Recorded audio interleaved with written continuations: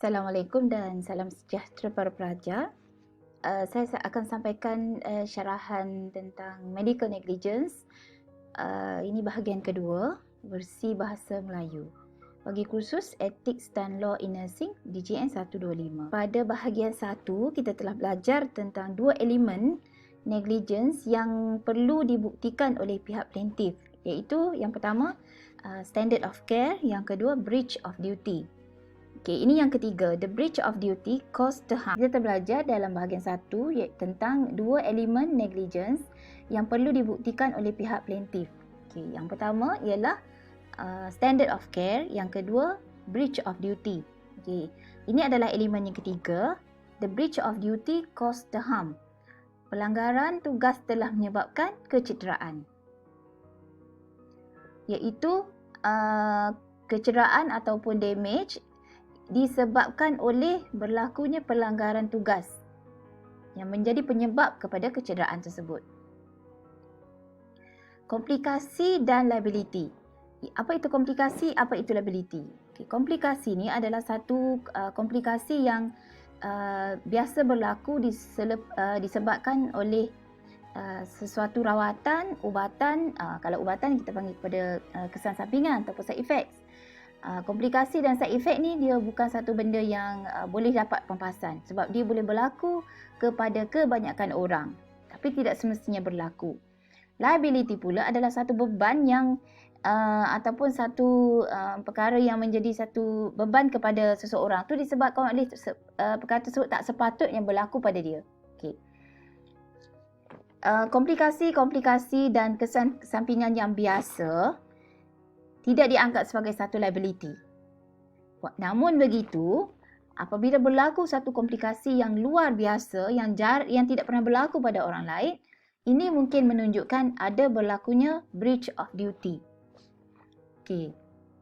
Itu yang pertama. Yang kedua, kegagalan untuk mengenal pasti dan merawat komplikasi dalam tempoh masa yang tertentu mungkin juga boleh dianggap sebagai liability. Contoh, seorang pesakit wanita telah menjalani pembedahan, kelahiran secara pembedahan ataupun cesarean section. Dia telah mengalami jangkitan pada luka ataupun dipanggil wound breakdown. Luka dia tu terbuka. Itu adalah komplikasi biasa yang boleh berlaku kepada kebanyakan orang. Tetapi apabila komplikasi tersebut, luka yang terbuka itu tidak dirawat dengan betul dalam tempoh masa yang betul, menyebabkan masalah yang lebih teruk kepada pesakit, itu dianggap sebagai liability. Contoh, pesakit telah mengadu kepada seorang jururawat bahawa luka dia telah terbelah. Okey. Jadi jururawat tu dalam keadaan mungkin sibuk ataupun terlupa, dia terlupa untuk memaklumkan kepada pihak doktor dan pesakit tidak dirawat. Pesakit balik ke rumah. Luka tu makin teruk dan jangkitan kuman tu masuk sehingga ke dalam bahagian kaviti abdomen yang lain yang menyebabkan jangkitan lebih teruk. Ini satu contoh sajalah. Itu dikira sebagai satu liability dan mungkin disebabkan oleh negligence sebab jururawat tu tidak memberikan rawatan yang sepatutnya kepada pesakit tersebut. Okay. Ini contoh yang pertama. Berkenaan dengan pelanggaran breach of duty itu menyebabkan kecederaan. Ini satu contoh kes. Seorang pesakit lelaki berumur 75 tahun telah didiagnoskan sebagai demensia, penyakit demensia, iaitu masalah neurologi, iaitu gangguan pada ingatan dia, dan mengalami problem dengan masalah mengalami masalah penglihatan, tak nampak.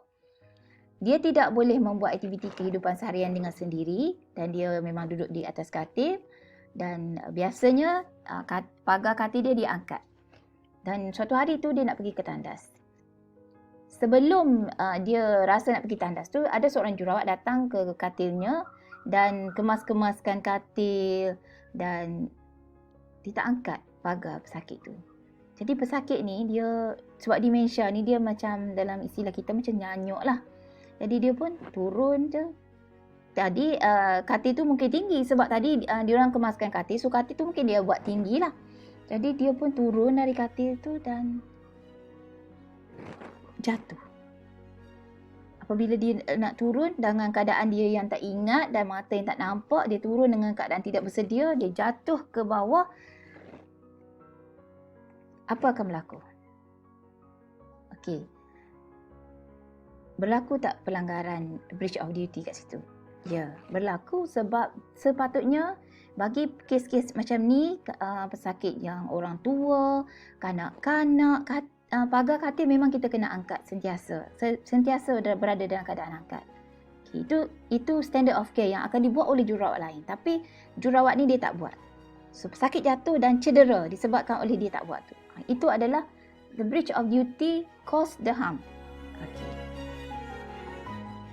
Contoh yang kedua adalah kudis tekanan, berlaku kudis tekanan.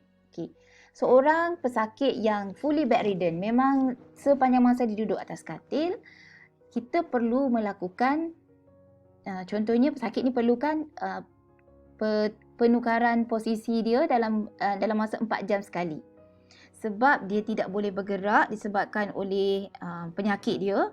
Dan satu lagi, dia ni seorang yang obese. Berat dia 103 kg. Ni contoh sajalah. Jururawat yang menjaga pesakit ni tidak menukarkan posisi pesakitnya sepanjang masa dia bertugas. Contoh dia shift pagi, dia masuk shift pagi pukul 7 tu sampai pukul 2 tu memang pesakit duduk dalam keadaan baring terlentang ataupun supine position. Selepas 7 jam, kulit pesakit tu dah menjadi merah. Dah merah dan panas, dan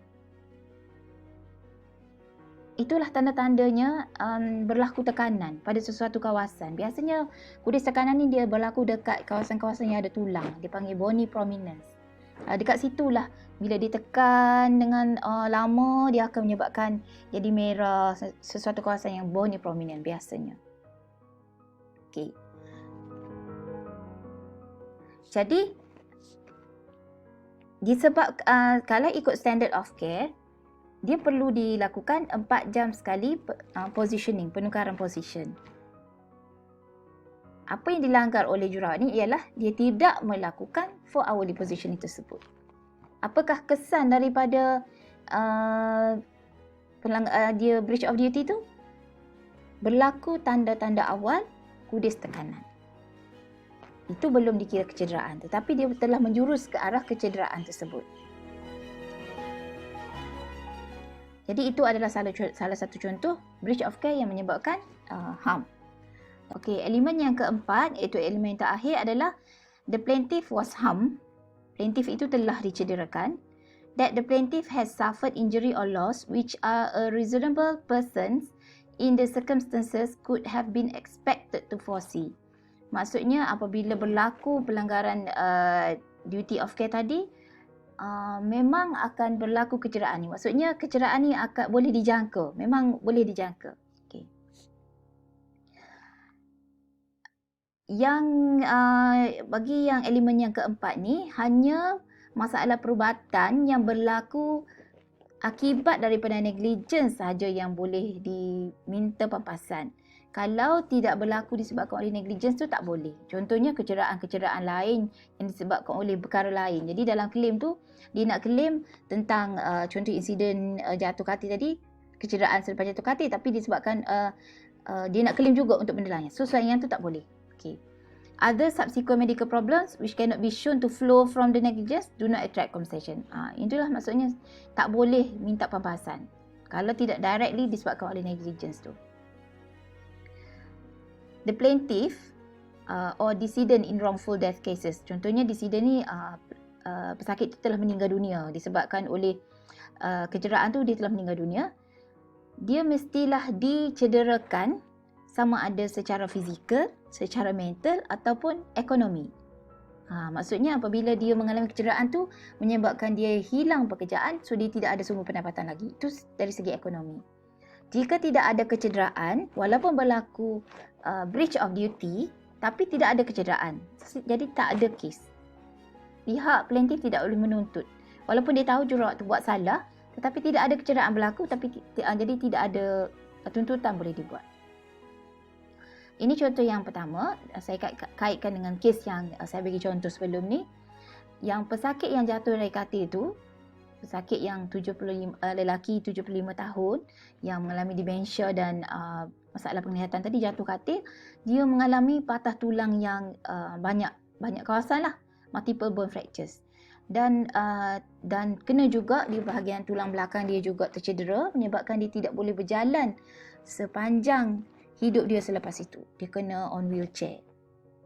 Jadi kepatahan tulang, kehilangan kebolehan dia untuk berjalan itu directly disebabkan oleh negligence tadi. Yang ni boleh claim. Jadi kalau dia nak claim untuk rawatan, kos rawatan, lepas tu kos penjagaan sebab dia tak boleh berjalan, so kena ada gaji orang lain untuk ni. So yang tu semua dia boleh claim. Contohlah. Jadi semua yang berlaku, yang flow, maksudnya yang berkait dengan negligence tadi, dia boleh claim. Jadi berapa ratus ribu, berapa juta itu bergantung kepada berapa banyak yang kehilangan yang dia akan alami. Contoh yang kedua, ingat tak pesakit wanita yang berat 103 kg tadi? Okey. Disebabkan oleh kesilapan tadi yang menyebabkan ada tanda-tanda awal kemerahan tadi, jadi makin hari makin teruk dan merah macam ni. Jadi sampai satu hari kulit ni dah jadi sangat nipis, dia dah pecah. Maksudnya ini satu contoh gambar je lah. Jadi dia pecah. Maksudnya dia kudis dia terbuka. Jadi kudis tekanan lah. Jadi saya pasti pelajar mesti pernah melihat kudis tekanan di hospital kan. So boleh bayanglah betapa teruknya kudis tekanan tu. Jadi agak-agak pesakit happy tak dengan keadaan ni? Agak-agak keluarga dia happy tak dengan keadaan ni? Dia datang hospital dalam keadaan kulit dia yang cantik, tak ada luka apa. Tiba-tiba dia balik dengan keadaan luka yang teruk macam tu. Dan pesakit boleh bayang tak betapa teruknya pesakit mengalami kesakitan. Dan dia perlu duduk lebih lama di hospital sebab nak rawat yang ni. Jadi ini menimbulkan menjadi liability lah kepada pesakit tu dan juga ahli keluarga. Okey.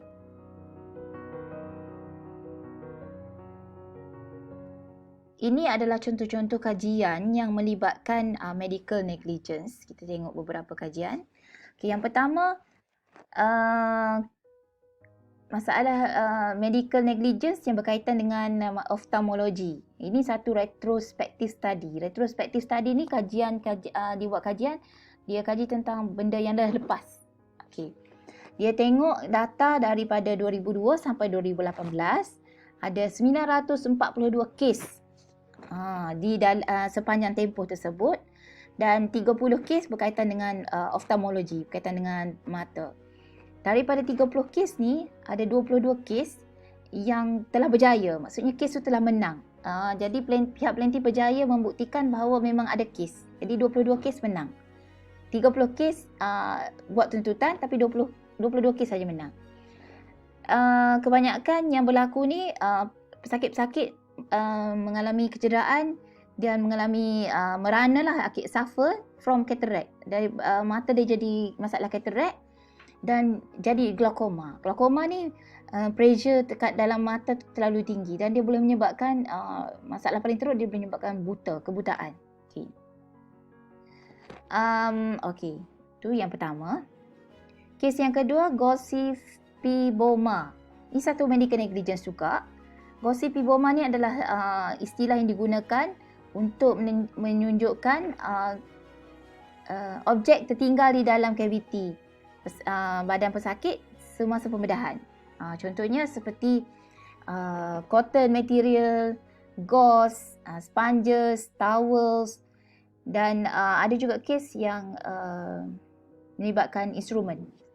Okay, satu kajian retrospektif juga iaitu kaji tentang kes-kes yang lepas, iaitu daripada 1 Jun 2013 hingga Jun 30 tahun 2016 di Hospital Peshawar ni di India. 34 kes telah maksudnya masuk dalam study ni lah. 38.2% pesakit telah datang dengan jangkitan kuman akibat daripada objek-objek yang tertinggal tadi. 23.5% mengalami intestinal obstruction. Maksudnya usus dia tersumbat. 23.5% ada abdominal mass. Perut dia jadi macam ada mass lah, ada ketumbuhan. Dan satu lagi 14.7% enterocutaneous fistula. Maksudnya ada fistula, ada macam berlubang di dalam bahagian organ di dalam abdomen lah. So ini adalah damages, injury ataupun kesan-kesan yang berlaku disebabkan oleh tertinggal gauze tadi.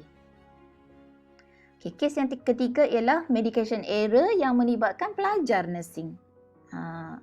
Apa pandangan mereka tentang ni? Ini a cross sectional survey. Maksudnya yang ni cross sectional survey ni dia buat kajian secara cross sectional lah. Maksudnya dibagi kuesioner dan semua orang jawab. Okey, tujuan dia adalah untuk mengenal pasti jumlah dan jenis medication error yang dibuat oleh student nursing ni. Okey, yang kedua method dia cross sectional. Dia bagi sekali, mungkin kalau dah apa tu, dia guna kuesioner, dia bagi sekali, dia jadi semua pelajar isilah. Ia melibatkan pelajar-pelajar yang kerja di hospital dalam keadaan satu semester. Kalau kita, sistem semester kita mungkin satu semester lah. Macam pelajar tahun 3, dia akan duduk di dalam klinikal 2 semester.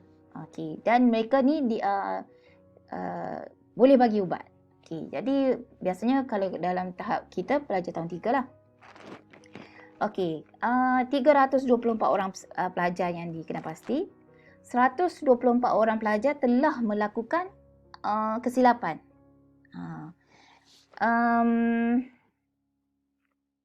Yang kesilapan yang sangat kerap berlaku ialah satu, aseptic technique. Dia bagi ubat, dia tak cuci tangan, dia tak hand rub semua tu. Okey, yang paling apa perasaan dia selepas dia dikenal pasti buat kesilapan tu? Emosi dia. Dia rasa berdebar, dia rasa takut. Okey. Sebab apa pelajar buat kesilapan macam ni? Sebabnya performance deficit. Maksudnya dia tidak ada skill. Dia tidak betul-betul mahir tentang kemahiran nak bagi ubat ni. Contohnya nak bagi ubat IV, nak bagi ubat IM. So dia tak ada skill tu. And the most contributing workload. 179 orang pelajar kata workload, busy sangat, banyak sangat ubat nak kena bagi. So dia buat kesilapan. Ini semasa pelajar. Jadi kena berhati-hatilah. Yang conclusion daripada study ni, dia kata memang medication error dalam kalangan student memang tinggi. Tapi tidak direport lah. Okey. Sampai setakat ini sahaja syarahan bagi tajuk medical negligence ini. Terima kasih kepada perhatian para pelajar, dan saya suka ingatkan di sini bahawa kita perlu amalkan nursing care ni berdasarkan apa yang kita dah belajar, apa yang kita dah praktis masa student, apa yang kita dah ditunjuk ajar oleh pengajar-pengajar, pensyarah semua. Jadi dan standard of care tu kita kena ikut. Kalau standard of care bagi pelajar, bagi kita sebagai seorang pelajar, kita ada menu prosedur. So menu prosedur tu adalah satu garis panduan yang boleh pelajar guna untuk nak buat setengah prosedur-prosedur yang kita nak buat. Sebab kalau kita ikut standard of care, kita ikut menu prosedur tu, insya-Allah kita tidak akan buat negligence tu. Jadi buang sikap untuk buat shortcut, buang sikap untuk follow sebab dia senior, sebab dia dah staff nurse kerja lama dah, jadi saya follow dia walaupun dia buat shortcut tak apa. Tak boleh macam tu. Kita kena ada prinsip kita sendiri. So practice based on standard of care. Itu sahaja dari saya. Mohon maaf sekiranya terdapat sebarang kesilapan, dan terima kasih di atas perhatian yang diberikan. Ini adalah rujukan-rujukan yang telah digunakan. Sekian, terima kasih.